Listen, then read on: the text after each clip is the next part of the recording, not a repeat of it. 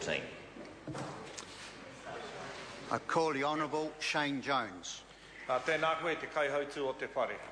Kāti me tuku I te reo tuatahi ki te tāpiri atu I atahi kupu whakamihi māku ki o tātou huanga, ki o tātou mātua koutou, ko tatu mai ki te tūpoho te ika, ki te noho ngātahi, whaitaringa mai ki a mātou ngā kaitoranga pū Māori, a mātou e whakapaukahana ki te whakatutuki I tēnei wahanga.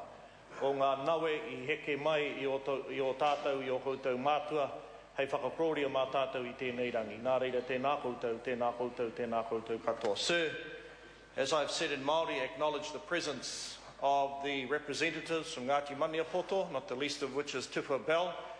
And I think I see Mr. Koroheke there and a variety of other people. If I mention any other, the woman will take offence, but it's good to see them in this House today so that they can check up what their parliamentarians are doing to enable this piece of legislation to move through the next stage. I'd also like to acknowledge Mr. Luxton, Honourable Luxton, and welcome him back to this particular place, for after all he was the Minister of Māori Affairs for a period of time, and he has the burdensome responsibility of now steering the implementation of the innards of this legislation to a better place. So, tēnā koe.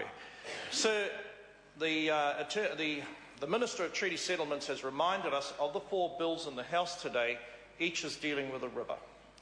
Now, sir, this deals with the Waipa River, a river by dint of my ancestry, that's the Ngāpuhi side, not the Yugoslavian side, we know well.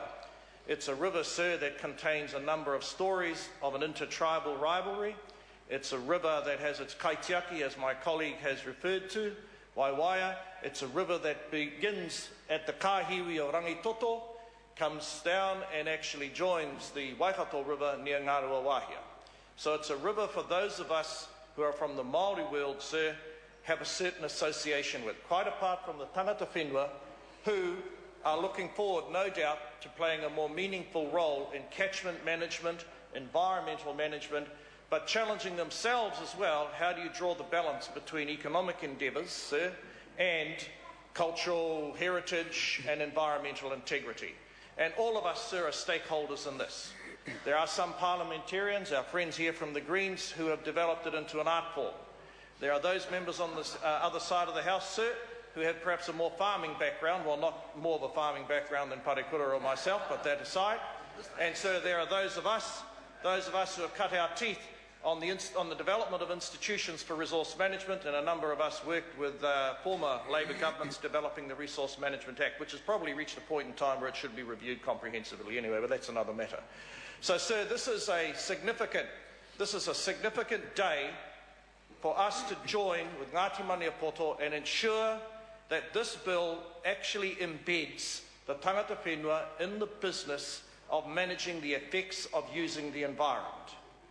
Number 2, so that their rights, their involvement can never be swiped aside as a consequence of the passing prejudices of whoever might be the local government councillors or the regional councillors at a point in time. And so there's a style of approaching constitutional issues called the Dyson style. And basically, sir, unless something is posited in the law, you rely upon the goodwill of the High Court, the Court of Appeal, and now the Supreme Court as to whether or not your perceived interests will ever be upheld. This bill, sir, is well and truly in the Dyson tradition. It ensures that statutory decision makers cannot wipe out or, sir, cannot swipe aside the interests of this group of tangata whenua. And for those reasons, sir, the advances, dare I say, that are represented in this bill from what we sought to do under the leadership of Michael Cullen in our time are applauded and supported on this side of the House. We look forward, sir, to Ngāti Maniapoto, who, amongst other things, have as one of their proverbial symbols te kauau maro, meaning, sir, the diving cormorant, i.e. when you watch that bird preparing to take flight, go straight into either the ocean or the river and catch its prey. We look forward to that level of focus, sir, being brought forward by them for the comprehensive land settlement. If there is ever a case, sir, where there's a fantastic story about the perils of aligning oneself with the Crown, mismanaging potentially relationships with your neighbours, sir, you will find it in the area we currently call the King Country. Sir, one of the most celebrated warriors of Māori history came from the King Country, Maniapoto. Quite apart from Maniapoto being the son of Rereahu, I talk here, sir, to Rewi Maniapoto, the son of Tingohi, one of the 5, if memory serves me correctly, who signed the Treaty of Waitangi.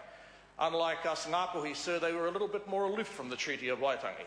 We found every cook, every nephew, and said, boy, put your name on it. You never know what's going to be important in the future.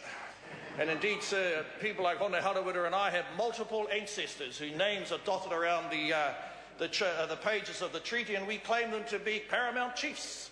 The only thing, sir, is that we wiped out the institution of paramount chiefs, and we're now all squabbling warriors in the north, but that's another matter. So, when we give a third reading speech, sir, and we've been able to cobble together the finer sentiments that we as parliamentarians want to bring to the fore, because we actually want to see this phase come not so much to an end, sir, but so we can move on, so that Māori investors, Māori children, parents, Māori communities, neighbourhoods, they take on a slightly different stake in the fortunes of their region, or indeed our overall country, that isn't characterised by the dust that's stirred up every year at Waitangi, or the inevitable stoushes that might flow from this place or break out in the media. And Ngāti Maniapoto, sir, they certainly deserve a higher level of attention in relation to their comprehensive claim, and I'm sure I support Nanaia Mahuta in encouraging the Minister of Treaty Settlements to move us in that particular direction. It's not going to be easy, sir, for groups such as this to actually meet the full responsibilities of integrating Māori thinking into environmental management, because there's going to be big trade-offs. We are, sir, in the business of trying to grow an export economy. We are in the business of trying to expand jobs and deepen, sir, the reservoirs of capital in New Zealand. Well, to do that, we need to develop. So it's a balance, sir, between how you further develop in this particular region of Māoridom and at the same time clean up the river. But the fact that they're going to be integrally involved at long last and cannot be just wiped aside because of the sort of the whim of a particular farmer's wife or whoever might enjoy that short opportunity, mercifully short, to be on the regional council. No, we have a personality at least as august as Honourable Luxton. I'm sure he will take his responsibility serious, as Tifa Bell and his whānau and his iwi are showing us today. They come to witness history. Nā reira, tēnā koutou, kia ora tātou katoa. I call Denise Roach.